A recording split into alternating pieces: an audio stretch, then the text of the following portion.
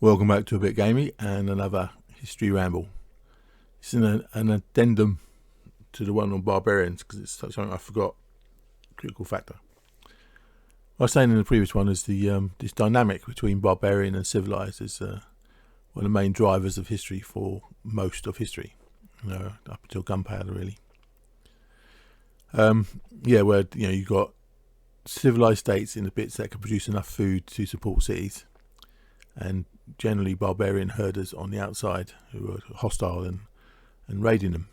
And many times in history, dozens, scores, hundreds of times maybe, whenever a civilized region weakened, say due to a plague or a civil war or whatever, you ended up getting overrun by barbarians. And as the kind of barbarians generally had fewer people, they were better at fighting man to man, but had generally fewer people. When they did get conquered by barbarians, generally, not always, but generally, they just replaced the elite, like killed off the top 10% or whatever, and took over as the aristocracy. So that was one way that this dynamic between barbarian and civilized, affected history. But there was a second way as well, which I forgot to mention, but it's related to the fact that in civilized societies, gradually the sort of more aggressive men, you've got two choices, either join the military and do okay that way, but there's basically split up between there's like the self-disciplined kind and the wilder kind, and in a civilized state, the wilder kind gradually get culled, whereas in the barbarian tribes, because it's because raiding is a way of life, that kind of dude is gets selected for. So over time, civilization tames people, whereas barbarians just carry on being barbarians. And the side effect of that, which leads to my point, is the use of mercenaries, or use of barbarian mercenaries by civilized regions.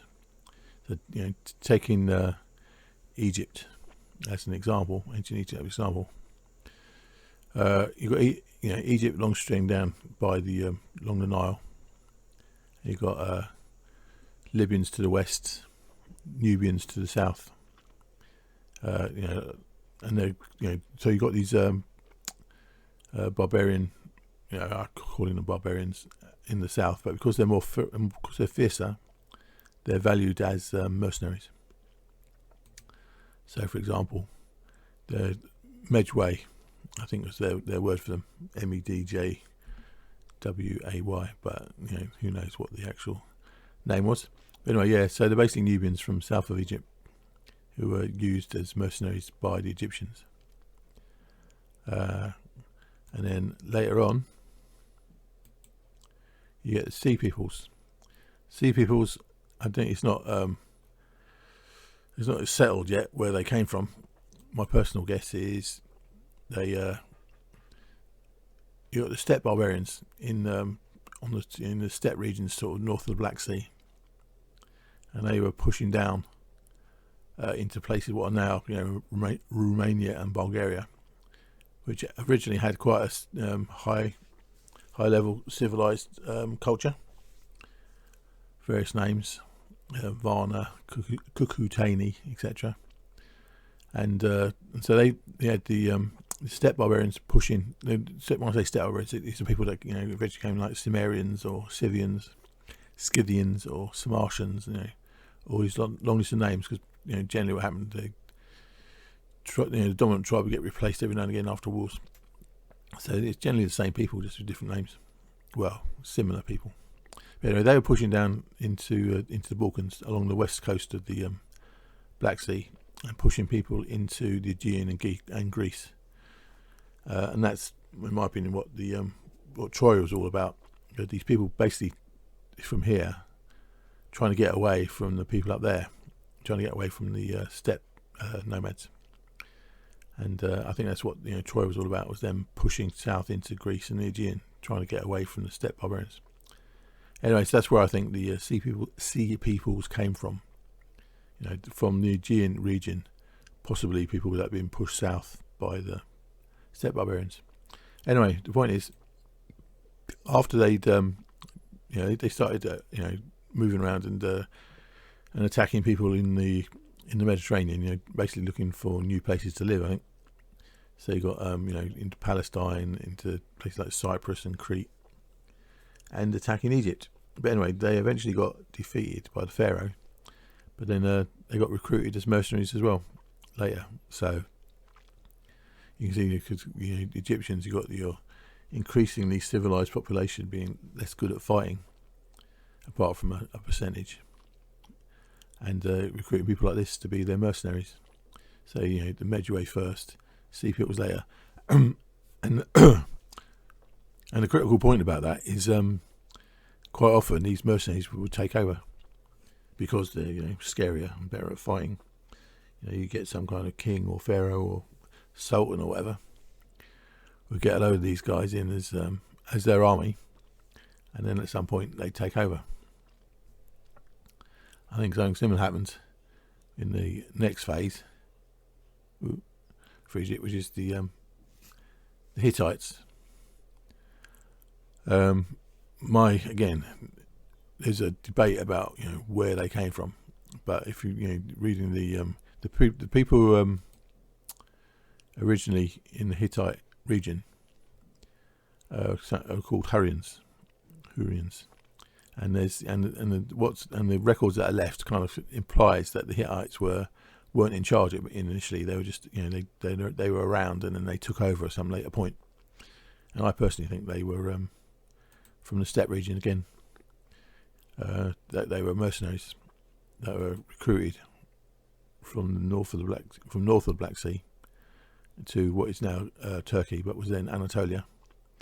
And so they were originally just mercenaries, and later they took over, and it went from being the Hurrian kingdom to the Hittite kingdom.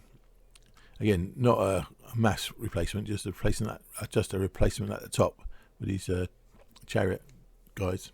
Because the thing is, the steppe up, the people who eventually became Scythians or whatever, and the kind of horse archers, originally were used chariots instead, because the horses weren't big enough to ride, so you had chariots, and they were and they were sort of like a military elite. So so the Hittites didn't become mercenaries in Egypt, but it's just an example of of how these barbarian mercenaries would regularly take over. So as well as the times when the civilized states got conquered when they were weakened, they also got conquered themselves basically by hiring these mercenaries to come and fight for them, and then the mercenaries take over and become the next pharaoh. And in Egyptian terms, I think personally, my opinion is the Hyksos were a variation on this. Were some chariot dudes who'd taken over some cities in Eastern Med, and they allied with various other groups. They invaded Egypt and almost took it over, but not quite. That's the Medjway, the Nubian Medjway, the sea peoples, and the Hittites / Hyksos / Mitanni / whatever. I think these are all originally steppe people with the chariots when they took over. Because there's an idea that people have that the people from the steppe who invented, or maybe either invented chariots, or they adopted them from someone else and then made it into a dominant thing. There's an idea that they came out of the steppe and then conquered everyone, in all the places that later became the chariot kingdoms. I think there's some truth in that on the bits that are closer to the steppe, but I think a lot of it was actually mercenaries. They were hired from the steppe and then they took over. I think that's the basis of most of these Hittites, Mitanni, and all the rest of them. Is they're originally mercenaries and then they took over. And then the coming back up in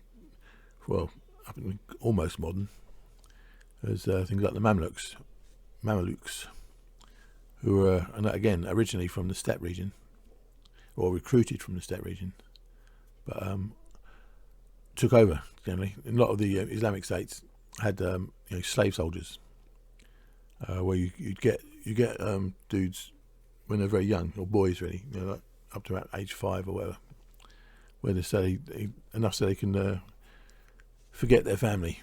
And you take them as slaves when they're very young. And this goes back a long way. This goes from Nubians and stuff as well. They give different names like Gulam or Mamluk or whatever, lots of different names. But they're basically slave soldiers. Which if you saw Game of Thrones, they're a bit like the serpent, whatever they're called, serpent sons in Game of Thrones. So if you take a boy when he's young enough, and you cut him off from his family and put him in a slave barracks, where they're trained to be a fighter, and that becomes the only family they know. So they're loyal. So it's basically a way of getting cheap professional soldiers, because generally in this era, or for most of the history, the kings or whatever couldn't afford professional soldiers. They couldn't afford to pay them. So having slave soldiers is obviously a cheap way of doing it, because they're effectively professional. They're like Roman legionaries or something, or later European professional soldiers, but they don't cost as much because they're slaves. You'd have to pay them, and then the only way you can do that, make that work, is if you get them young enough so that they're it's their whole world, it's their whole life. There's nothing for them to compare it to. It's their normal. So anyway, these slave soldiers were another aspect of this mercenary thing. But it's still the general point. They're getting these guys from the north of the Black Sea, because they're more ferocious than the average person, and then you train them up from 5, 8, 10, whatever the age was, to be soldiers. And the Mamluks, they generally took over a lot of the Islamic countries. Originally, it's the sultans, or their version of kings, getting professional soldiers. But again, because they're more ferocious, they tend to take over and become the new ruling elite. And the Mamluks in particular being famous because they took over Egypt from, I don't know, sort of 1200 or something, and they were still in charge. They defeated the Mongols. If you ever played medieval Total War, the Mamluks are very good. And one if you got a chance against the Mongols. But and they were still ruling Egypt until Napoleon. I think there might have been a gap in between. I can't remember. But anyway, they were ruling Egypt up until Napoleon invaded in 1800 and whatever it was, and knocked them over. But so this is this. The second aspect of this constant conflict between barbarian and civilized. The first is civilized states getting knocked over whenever they're weak enough, but getting knocked over by barbarians from outside whenever they were weakened. And the second way it happens is through recruiting barbarian mercenaries, because they're better fighters, and then overdoing it a little bit, and end up killing the sultan and taking over, or the pharaoh, or the king, or whatever. So there we go. So say that was Barbarians Part 2, the other side of this not eternal conflict, but it was an eternal conflict until gunpowder, basically. Okie doke. I probably forgot something else, but never mind. Okie doke, to the bit.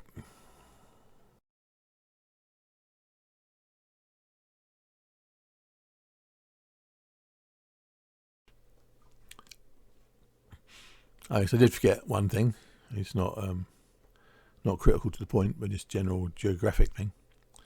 This map, it shows, I don't know, you might not even be able to see the colours, but this bit in the kind of, I don't know what beige, I don't know what colour it is. This region here is the region where the steppe nomads come from. The bit to the right, bit on the bottom right here, that's too deserty. So it's a different area. But there you got this bit going from north of the Black Sea and extending into Russia. That's where because this is an example of a place where you can't really farm. I mean, you can in little bits and pieces of it, and some of it is very fertile. But generally, in the main part of the steppe, it's just flat grassland. It's not very good for growing food. Well, not then. I mean, it take a long time for people to gradually train wheat or different, get different varieties of wheat that work in different climates. But for a long time, this is all herders, herding sheep or cattle or whatever, and so that stayed as a main source of barbarians for a very long time. In other places, they might not have been able to do farming, at the same time as Egypt did, but gradually it would they get the crops and it would work and they start being farmers. And going further north, that has got more difficult, or further west, going towards the Atlantic. But up here, for a long time, this remained a good source of barbarians for your mercenary armies. Anyway, so that's that. Black Sea, steppe, very big deal in terms of human history. I'm going to do a bit again.